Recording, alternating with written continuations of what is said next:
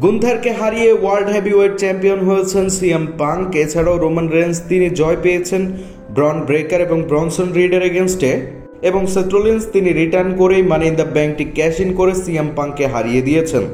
বিশেষ করে SummerSlam premium live ইভেন্টের একেবারে শুরুতে রোমান রেঞ্জ এবং J Uso versus Bronson read এবং ব্রন ব্রেকারের মধ্যে একটি ট্যাগ টিম ম্যাচ দেখা গিয়েছে। এই ম্যাচটিতে অসাধারণ পারফরমেন্স দিয়েছেন দুইটি টিমই। প্রায় ৪৫ মিনিট ধরে দুইজন রেসলারই ভয়াবহ পারফরমেন্স দিয়েছেন।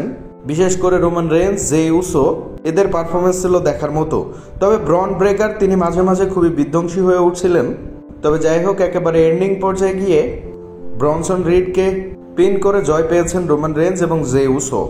এছাড়াও গুন্থার এবং সিএম পাঙ্ক ওয়ার্ল্ড হেভিওয়েট চ্যাম্পিয়নশিপের জন্য মুখোমুখি হয়েছিলেন। ম্যাচটিতে গুন্থার এবং সিএম পাঙ্ক অসাধারণ পারফরমেন্স দিয়েছিলেন। এইখানে গুন্থার তিনি প্রথম থেকেই সিএম পাঙ্ককে বেশ ভালোই ব্রুটাল অ্যাটাক করছিলেন। তবে একেবারে ম্যাচের শেষের দিকে অ্যানাউন্সার টেবিলের নিচে যখন চলে গিয়েছিলেন গুন্থার, সে সময় থেকে তার ফেস দিয়ে ব্যাপক পরিমাণে ব্লাড বের হচ্ছিল।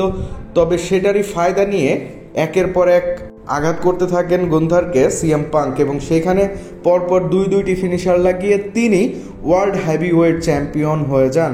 এবং সিএম পাঙ্ক সেখানে ওয়ার্ল্ড হেভিওয়েট চ্যাম্পিয়নশিপটি জিতে সেলিব্রেশন করতে থাকেন। তবে সেইখানে সারপ্রাইজ এন্ট্রি নেন সেথ রোলিন্স। সেথ রোলিন্স তিনি প্রায় ৭-৮ মাসের গ্যাপ নিয়েছিলেন, যেটা আপনাদেরকে কয়েকদিন আগের ভিডিওতে জানিয়েছিলাম। সেথ রোলিন্স রিটার্ন করতে পারেন সামারস্ল্যামে এবং মানি ইন দ্য ব্যাংকটি ক্যাশ ইন করে চ্যাম্পিয়ন হতে পারেন। ঠিক তেমনটাই ঘটেছে।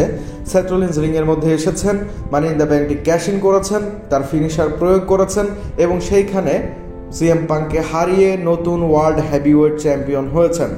অর্থাৎ আজকে রোমান রেন্স তিনি জয় পেয়েছেন, CM punk world heavyweight champion হয়েছেন। তবে ২ মিনিটের মাথাতে সেথ রোলিন্সের কাছে ওয়ার্ল্ড হেভিওয়েট চ্যাম্পিয়নশিপটি হেরে গিয়েছেন।